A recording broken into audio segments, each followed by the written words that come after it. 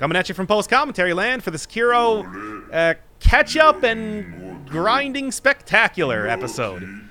This is where I'm going to go after every single one of the prayer beads that I missed, check in with some NPCs, finally take care of the Headless and the Shichimen warriors that have been hanging around for far too long. In other words, you can skip this episode. Don't even worry about it.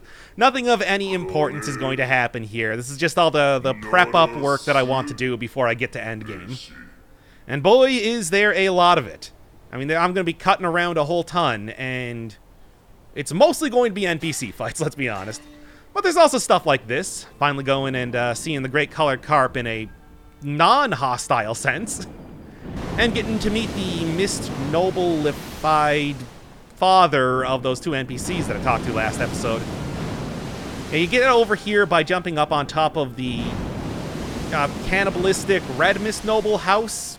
You know, right near the end of the area that I got to last time. There's a grapple point on one of the corners, and you just jump right down here. It's kind of annoying because you could clearly see this area the entire time, and giving bait to the fish, I think, actually makes it non-hostile when you go underwater, but I don't think there's a way that you can get over here until you actually get pretty much to the end of this. Oh, well, it's still worth it because you are also rewarded with a couple scales here, which are going to be very useful very quickly. It's just too bad that you can only actually... You can get far more than 2 pieces of bait. You can only feed him 2, though, because doesn't want him to get... doesn't want to have a big chunky fish, which I don't really see what the issue is. We saw a big fish skeleton down there. It was covered in underwater caterpillars. Clearly there's more than one of those things. Or it's immortal, or something. I don't know, whatever. Anyway, second thing to do here is grappling up on top of the roof and getting over to the left side of the area. Well, left side from where you enter. This is probably the most important thing that I'm going to do this episode. Sekiro might not have traditional RPG mechanics in the same way that Bloodborne or the other Souls games do. But it does have, you know, leveling up. It has grinding for money, everything like that. But getting those skill points are good for more than just unlocking a couple latent skills. You might remember the dragon mask that I got way back at the start of the game for 5,000 sen from one of the memorial mob guys. Well, that's finally going to pay off here. Now that I've grabbed the second fragment of the mask from the guy in the Hirata estate. This one, near Pot Noble. I don't know why the sculptor thought that he deserved his own statue. I'll get the final piece of the mask, and I can finally start to use all those skill points that I've been banking this entire run through. I got only the essentials. Some basic, the Mikiri counter, the Ichimonji, the thing that increased the power of the Mikiri counter, because everything else is going to be going into this mask. And I have like 25 skill points ready to go here. A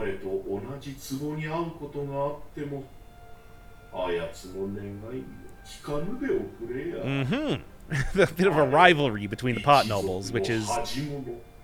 I don't... Sure, why not?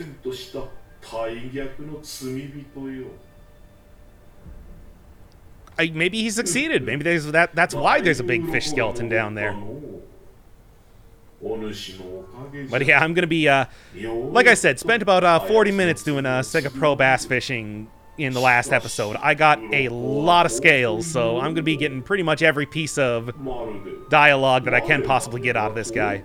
Along with that, along with those semi-precious gemstones, which will be very useful for getting the maximum upgrades for a couple of the prosthetic equipment pieces that I got right now. And you know I'm going to be going for the Shuriken. Shuriken has been my best bud this entire time. I'm going to fully upgrade that as soon as possible.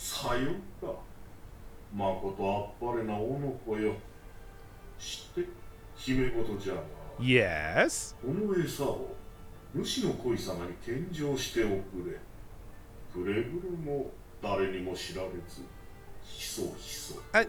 Let's be honest here. The only person that would see me do that is the misnobilized father guy, and As we've seen from the other Miss Nobles, he's not probably the best fighter here. And yes, I think I did do that, but I didn't record it. Anyway, to no surprise, it does exactly what you think that, say, the other pot noble was trying to do to that fish. And here we go. So, this opens up a new option in the menu. Raise attack power with skill points. 5 skill points, 1 attack power up. I am getting, and since I have been banking skill points the entire game so far, I'm going to use this like 5 times in a row. Now, is this a little cheesy? Absolutely. I'm not even going to lie to you here. This is definitely probably making me a little bit overpowered for the rest of the game, but I feel like I deserve it. I beat up Ashina in his prime, for God's sake. It's like, what do you want from me? So anyway, with super huge power, the Dragon's Tally giving me infinite divine confetti, finally time to take down all of these Headless, which I think there's 5 or 6 in total. I don't quite remember. But with a huge power increase as well as the divine confetti, I'm still getting killed. So I don't regret waiting until now to take care of them. And yeah. I'm not completely terrible at deflecting this. I just, you get hit twice or you don't deflect just perfectly, you're gonna get terrored. And that's why I took out the pacifying agent here. Slowly. Remember that you can still jump against these guys. There's one. Thankfully, the other Headless go a little bit easier because they don't have... You can be a little bit cheesier in attacking them. The underwater guys only have 1 death blow. And just in general, I think your area is a lot less annoying. You get much less Shirikodama yoinkage. Well, anyway, either way, it felt like it went better against the other Headless here. I am glad that I did decide to... Are you kidding me? How many of those things do I even have in my body?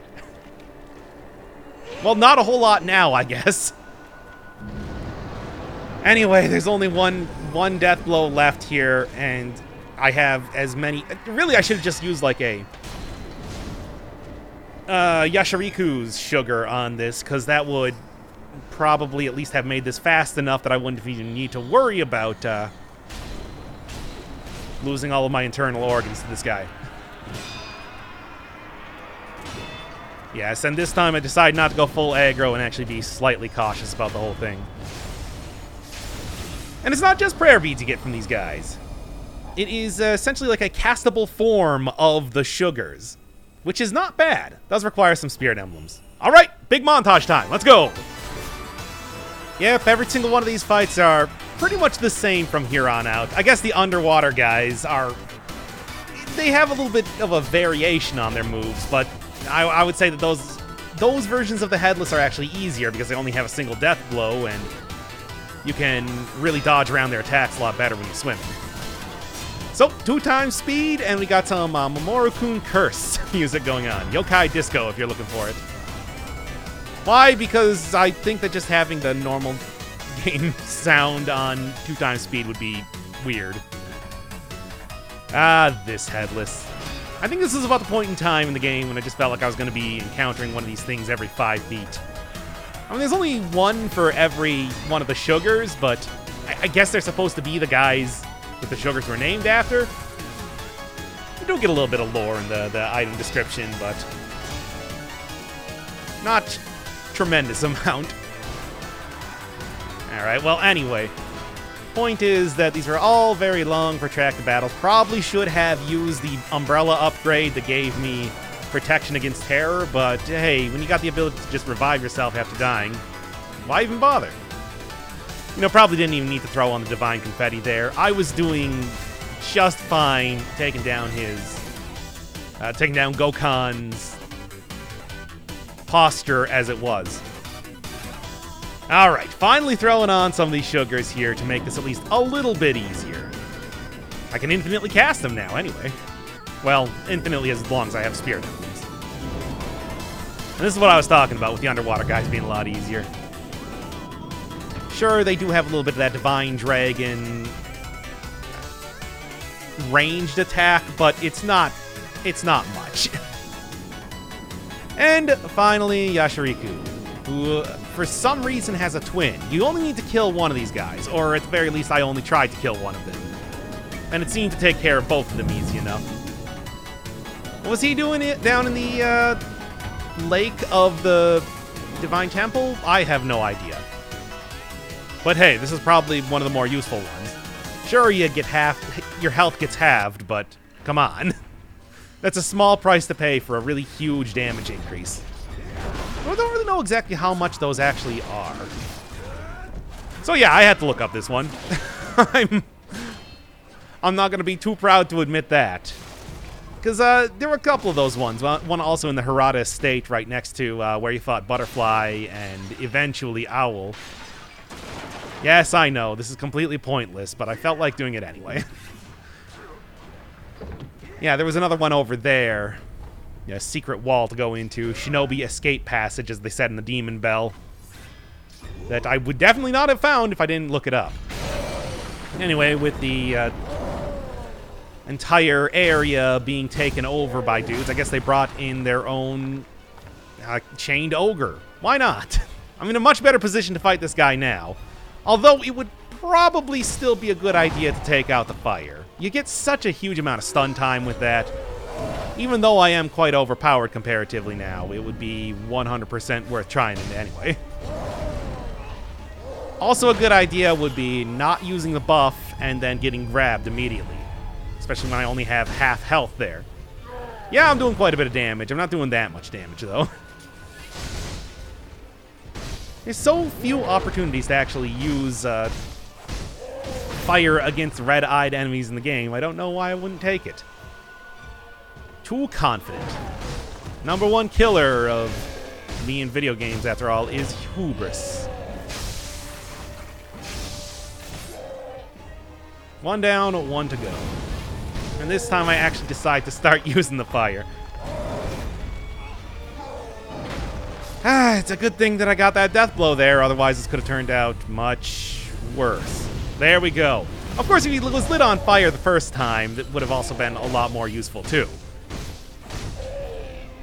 Sometimes it's, sometimes it just kind of fails to go, depending on what part of the animation of attack they're in. Anyway, blasted him a couple times there to try to get a burn status going. Not that it really mattered all that much. Taken down real quick. And I think that that might actually be a missable prayer bead and latent skill if you beat the Divine Dragon. Or maybe he only appears during after the Divine Dragon thing. I'm really not sure, because that was, again, one I had to look up.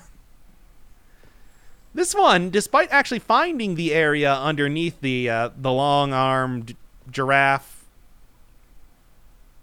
centipede. I think I got the name right. It's like for some reason I didn't look right, which is all you need to do to find this whole big area underground here. No, I only knew about the gun for it, and I thought it was just the single, I think, what was it, like a pack of gold or something? Not nearly as good of a prize as, well, first off, get out of the way here. And I do like they put a ton of geckos on the wall to make sure that you were poisoned at all points in time. To get the prayer bead. It's a real, really reminds me of Dark Souls 2 down in the gutter. The Black Gulch there, where you just had things spitting poison at you from every single angle. Often where they were getting headshots and stunning you for a huge amount of time. I don't even need to do this, I'm just doing it for the revenge. There we go. Yeah, and it's a little bit difficult to actually find that path there. It's kind of tucked out of the way. Same thing with this. If you go over near where the second fight against the Headless Ape was, you find this little secret passage, which, of course, also leads to a prayer bead. It's kind of shocking how many prayer beads don't actually come from mini-bosses, but, you know, just a little bit of exploration around, which I think I have proven at this point that I am absolutely terrible at. Hooray! Did not use any of that booze for the rest of the game. Probably should have, but circumstances changed, and I didn't quite get the chance. Anyway, in between that one area where you duck under, you can actually stand up and find a little passage here, which I completely missed, and I had to do a cut there just because I was wandering around for maybe an embarrassing amount of time. I mean, you could put it that way. I'd like to say, just, fashionably late. Anyway, I did have somebody in the comments section tell me that there was something good on top of one of the monks' heads, but at the time I was like, I don't even know how I would get up there. Now that I'm up here, it was definitely worth the trek. So next up, near the place in the Mibu village where you fought the corrupted monk for the first time, there's a little area underneath the house here that I completely missed. Yep. And those ones are kind of hard to see sometimes, especially if they're underneath houses. If it's like a big rock overhang, fairly obvious. But then one very strange shinobi door later, I don't think there are any that are on floors or ceilings like that, aside from this particular one. Get an interesting NPC. I could have actually eavesdropped on him outside of the house, but forgot to show that. That is one mighty thirst. I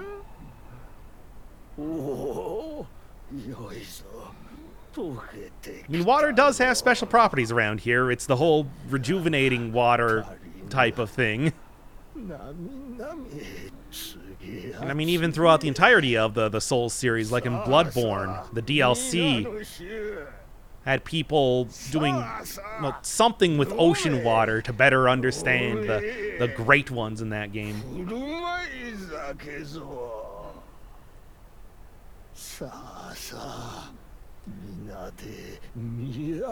Or I guess it's just some way that you become a Mist Noble? I mean, it is possible for a normal dude to become a Mist Noble. I mean, maybe that's how they were all created, but I mean, I guess, yeah, the Mibu Village does have a pretty close connection to the Fountainhead Palace, so who knows?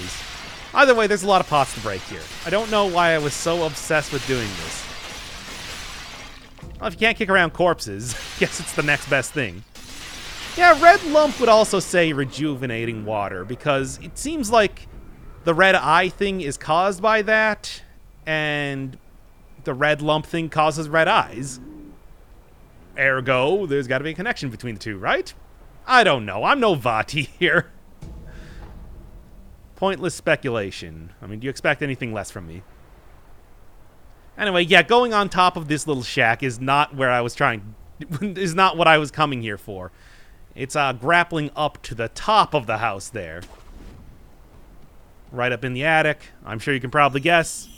It is that sweet, sweet prayer bead that I so crave. Not too many more left. It's kind of interesting to think that most of them came from non-mini-bosses. But hey, I'm bad at exploring. Alright, here is another mini-boss, which if you...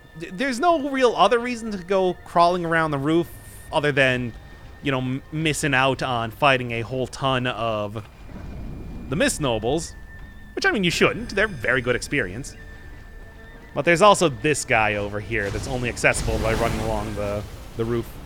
A Mist Noble version of the Blazing Bowl from way back in the day. I mean, I appreciate the aesthetics, but I'm not a big fan of the eyelessness properties that this thing holds. Aside from that, having fought the Blazing Bull a couple times, due to playing the game in the first place and then redoing this entire run to get up to this point, I kind of got how it goes. And even a somewhat more powerful version of the bull isn't too bad, really. It's definitely one of those things where everybody wants it, but immortality and, stuff like becoming a Mist Noble always seems like the most unappealing thing possible. It involves a lot of getting bugs just injected into your body non-stop, or losing your eyes. I mean, I guess it still holds some appeal to some people, though. Oh, come on now. That should have worked out just fine. Well, let me tell you, if there's one thing that you should take from all of these games is that Miyazaki does not like immortality. Okay, there we go. Kind of surprised that it's taking so little posture damage, because I have really been hammering on this dude this entire time. Firecrackers running against the wall, everything like that, and I nearly took it down with the vitality damage rather than the posture. And Beast Karma, so you can get one extra Spirit Emblem. Not the most useful thing. I mean, it's something, I guess. Then the other thing back in the Mibu village. I didn't actually kill Orin this time. So the shinobi that was... or the warrior. I'm not entirely sure if he's supposed to be a shinobi. Instead of just getting angry at me because I got rid of the beautiful music, he actually came down here to check it out.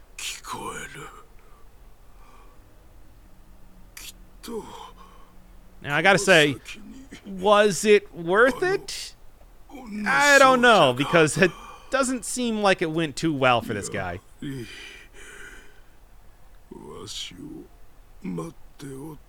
Maybe letting him get angry at me for taking away the beautiful music was the better option. But it was the less dialogue and lore-filled option, so... you give a little, you take a little. All that's left now is to deal with Orin. Which, unfortunately, is pretty much the exact same way that I did before. You get the same dialogue, and then she just fights you. Kind of expect a different outcome if you went along with the whole quest line, but nah, no such luck. So anyway, I got mask power going on here. I'm just going to skip the battle. Ignore the fact that I have used a lot of potion charges and all of my resurrection nodes. This battle went just fine. And definitely didn't nearly lose due to the whole hubris thing that I was talking about earlier. Only double the reason not to show the entire fight. Slightly different dialogue.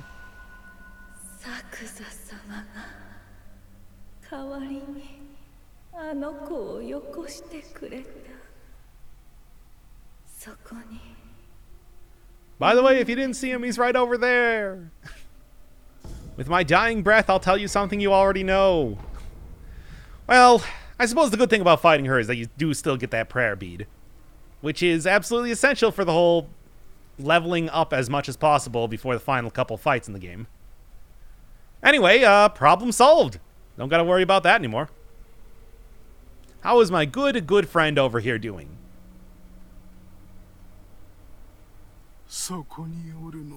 Apparently not great. So, problem not as solved as previously stated. It's a good old-fashioned Dark Souls, Bloodborne, tragic side story, side quest type of thing. Regardless of the fact that you did this to completion, everybody died anyway. And presumably Orin twice, because I'm fairly certain she's an apparition. Takes extra damage against divine confetti.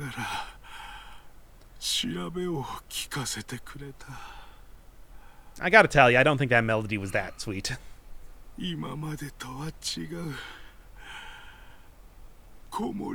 Let's be honest here, I should just send that guy to the disreputable doctor. Because if nothing else, let me tell you, the quest reward is not particularly amazing. Well, I'm still holding out. Maybe DLC will get to see a little bit more of Lord Sakuza, but until then...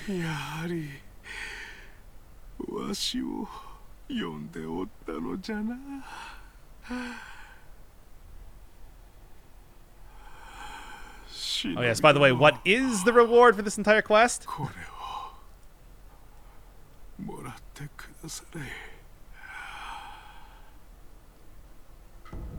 It is a Jizo statue. One. I mean, it's a special one. It gets its own icon and description, but... Hey, come on.